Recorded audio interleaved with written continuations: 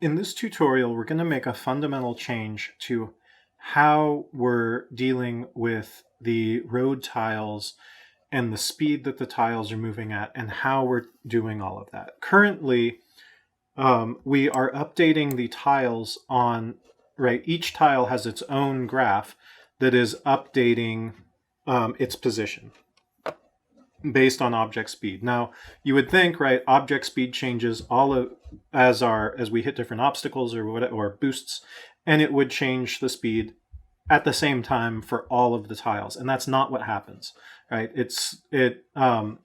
These are going to get out of sync because the way computers work, they do things in a linear order. So it's going to adjust road tile 6 first, then road tile 5, 4, 3, 2, 1, 0, right? It's going to start with things at the top of the hierarchy and move through.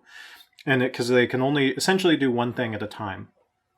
And we need a way to make sure all of these tiles update at exactly the same time so that their position is being updated all at once. And to do that, we're going to be introducing a couple programming concepts that we haven't talked about before. And the primary one of those is called a for loop. Now, let's go ahead and I want to show you what for loops do and how they work before we get into dealing with this, because it's, there's some complexity in there. Because we're also going to be looking at collections, which is essentially like a list of objects. So we can have a variable in here that houses all of these road tiles. So we can access all of them in order quickly without having to do a ton of work and have a super huge number of units where we're doing all the changes. It just speeds things up, and that's what for loops do. So let's go ahead and start by we're just going to create like a dummy script on an object here. I'm just going to create an empty, and this game object I'm just going to call it for loop demo. And the only component we're going to add to this is a flow machine.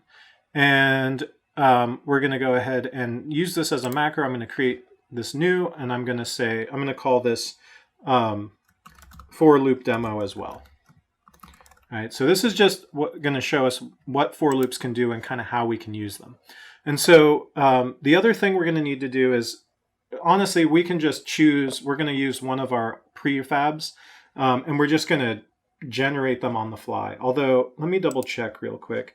Let's go ahead and I've got this pickup 1 from the previous one. That might be what I want to create just because it doesn't move, right? All of these other ones have graphs that allow them to move all over the place, and I want them to stay still so that this makes sense. So this is the pickup 1 is what we're going to be generating, just as a heads up. So I've got my for loop demo. I'm going to click edit graph, and we're going to do this. We're not going to worry about updates right now. We're just going to do this with a start event. So at the start of the scene, what we want is these pickups to be generated at each one of, basically every 10 units we want one, and we want it, let's say we want this to be a 5 by 5 grid of pickups, right, that we want to generate at the start of the game. So what I'm going to do is I've got my start event,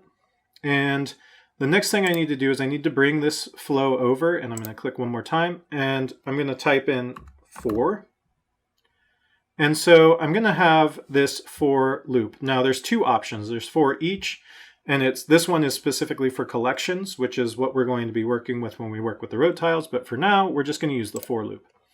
And what a for loop does is it says from this first value, which is 0, to this last value, which is 10, it basically is going to, whatever comes out this body flow is going to happen, say 10 times right now. It's going to this is going to execute 10 times, and then it'll exit and continue on. And the step is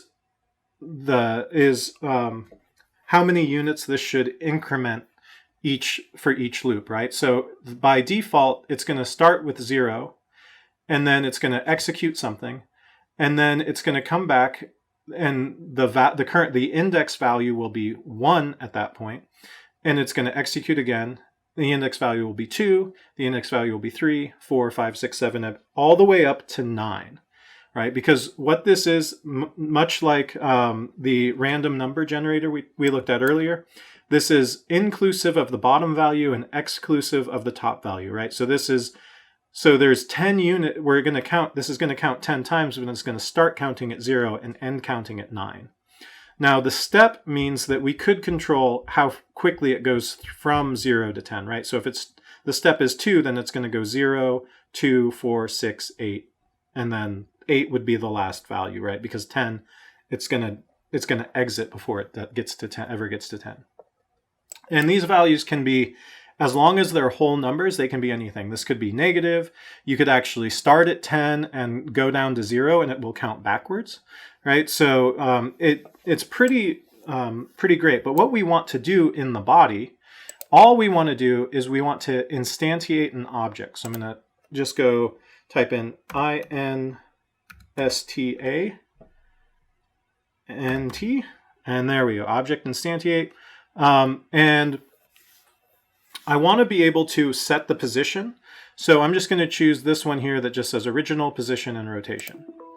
Right? And with the rotation, I can just, with the rotation, it's going to be angry if we don't putting something in there. And so if we do, what is it? There it is, Quaternion Identity get, right?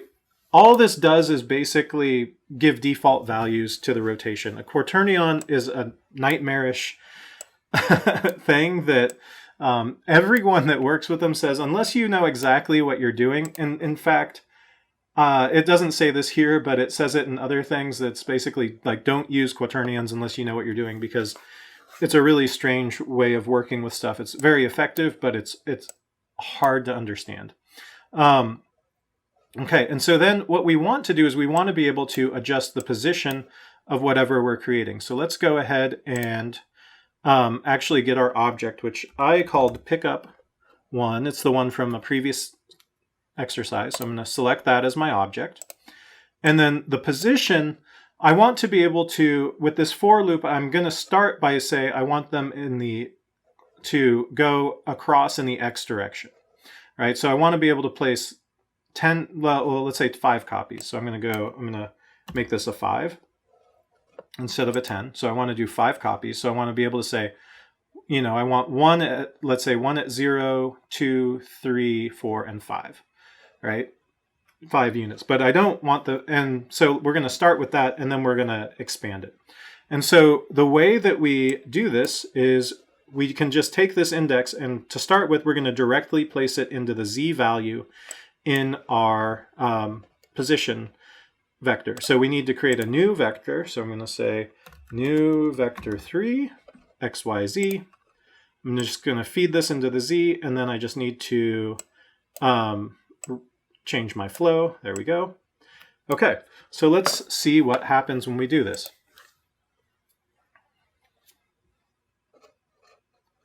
And the scene view is going to be easier than the game view, I think. Okay, so I've got this copy here, and it looks like I only have 1 of these. So let's go look and see what we've got. So I actually have 5, but it looks like they're all standing right on top of each other. Now, why is that? The reason for that, and they're also getting deleted as it goes. But the reason for that is because I totally forgot to connect this to here. So let's go ahead and stop this. And let's go ahead and connect this here. And now let's try it again. Okay, so I've got these, and I put them in the Z. I had said X, but I accidentally put them in the Z direction. Right, so I've got these 5 copies. Now, what I really want is, one, I want them to be in the X and not in the Z. So I'm going to go ahead and stop this and fix that. But the other thing is, I want them to be 10 units apart. I don't want them to be 5 units apart. And you can actually see with the changes I made, right, there's gaps forming in this. But, right, I want them to be 10 units apart instead of 1 unit apart. So how do I make that happen? So the first thing I'm going to do is disconnect this and reconnect it to X, so it's in the right dimension for what I'm looking for. And the second thing I'm going to do is, instead of just doing this bare number, which is 0 through 4 right now, what I want to do is I want to be able to make that actually be 0, 10, 20, 30, and 40. And instead of 0, 10, 20, 30, and 40, I actually want it to go from, right, I want some on this side of the center as well. So what I should do is I can make this negative, right? So, and let's just say we want it to do, let's say we want to do 10. It just makes it easier on me. So we're going to say -5 to 5. So it's going to start at -5 and go up from there. So we've got that, but now we need to turn that -5 into -50 or -40, -30, whatever. So we need to scale it. We need to use a multiplication scalar. So what I'm going to do is I'm going to click here. I'm going to click one more time, and I'm going to grab multiply. And then when I do that, I'm going to just make this a 10, right? Because then it's going to make it, -5 will be -50, etc. And then I'll bring this in to the x value. And now if I zoom out a touch and run this again, I should have a row of those copies. Okay, right? So if I zoom out, you can see I've got 10 copies of this object spaced evenly. Fantastic. Now, if we wanted to randomize those positions some, right, we could always use a random number generator in here instead of this 10. We could set a range. Maybe it's from,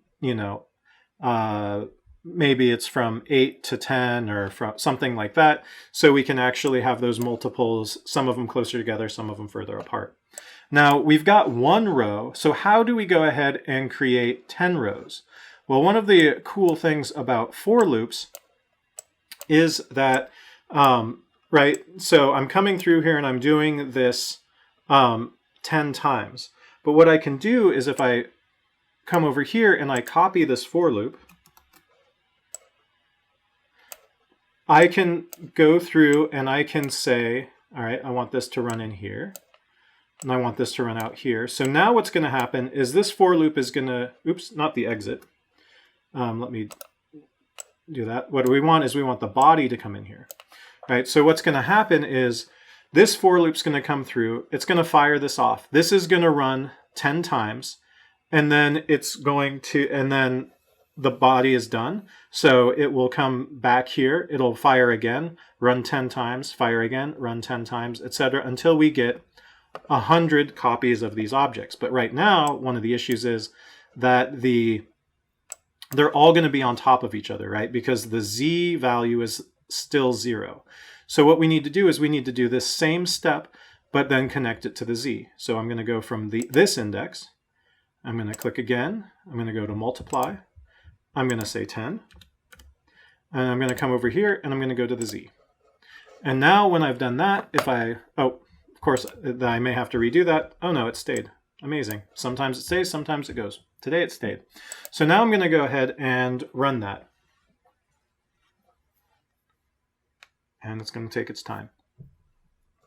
And so now, look, you can see that it's created this 10 by 10 grid. So I've got 100 copies of this object. And look at how little work it took to create all of that.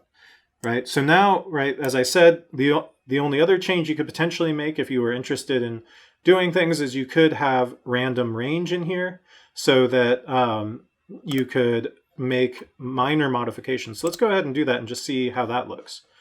You could also potentially randomize what objects you're doing in a similar way that we did previously, where we were randomizing the placement of these objects or the types of objects that are there. So we're going to do min, max. I'm going to use ints because I don't necessarily want it to be too crazy. I'm going to set my minimum to, let's just say, 8 and my maximum to 12. And now I'm going to go ahead and pull this in here and reconnect this up here and then connect this down here. Now, again, I'm going to have to stop this and hopefully that all stays. Great. Because, right, this is only happening during the start event. So let's see what happens now. And this is only going to randomize the z value, the things in the z direction. It's not going to be randomizing these. But you could always go through and basically copy this and apply it in the same way. So let's go ahead and take a look at that. Okay, and I honestly don't see any things. Okay, yeah, if I come from this side, you can see that some of these are closer to 0, some of them are more spread out. I was just at a bad angle, so it looked like it was still the same. If I was to go ahead and do this on the other side of this as well, let's go ahead and stop this. And if I was to run this down here, run this back up here, and then feed this into this value, we should see, again, some more variety as it goes. So let's see what happens. Okay, so there you go, right? So now we've got these things populated in a much more random pattern. You can see some are clumped together. There's bigger spaces between some of them. And so this is one way that we can use for loops to very quickly generate things. Now, the other thing is with these tiles, we can use this for loop to both generate these tiles, right? So we're actually going to, we're going to leave these tiles here, but we're going to set the positions using a for loop.